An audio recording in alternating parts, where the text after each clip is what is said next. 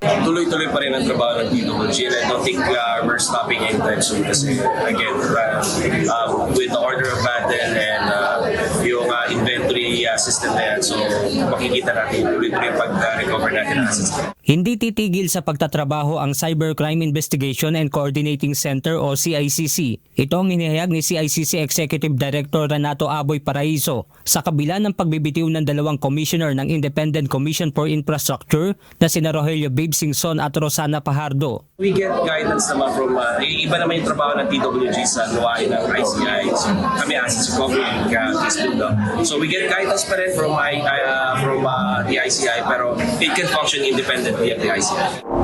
Dagdag pa ng CICC Executive Director na hanggat nasa hangar sa Singapore at Malaysia ang mga air asset ng dating kongresista ay patuloy na gumagastos ang pamahalaan. Parang ngayon na, yun na yung nakakasama ng global warming for us. Inakawan na yung mga air assets tapos gagastos pa tayo para maibalik sa atin. Pero sa ngayon ay inihintay pa ang desisyon ng Court of Appeals bago maibalik sa Pilipinas ang air asset si Saldico mula sa ibang bansa. So na-freeze na natin sila. Hindi pa sila physically babalik dito sa Pilipinas. Yun nga yung isa sa mga challenges namin. Gumagastos ang gobyerno para doon sa hangar fee nila, sa mga maintenance fee nila.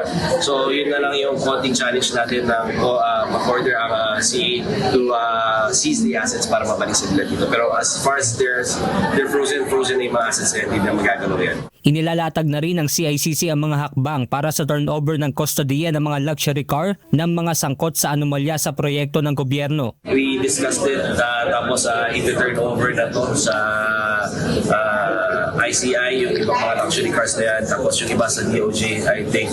The Bureau of Customs also mentioned the participation of the BIR kasi yung ibang mga luxury cars na naka-hold sa kanila, tapos na yung mga processes nila, yung mga clear naman. So kailangan nila ipasa sa BIR para naman yung mga assets na ma-subject naman doon sa regulations ng BIR. Batay din sa uling tala ng CICC, umabot na sa 140 personalities at 300 corporation ang nagawa nila ng case build-up. Pero priority nila mula sa mga ito ang mga sangkot sa ghost project sa bansa. Benedict Samson, UNTV News and Rescue. Diyos ang aming sandigan, serbisyo publiko ang aming pinahahalagahan.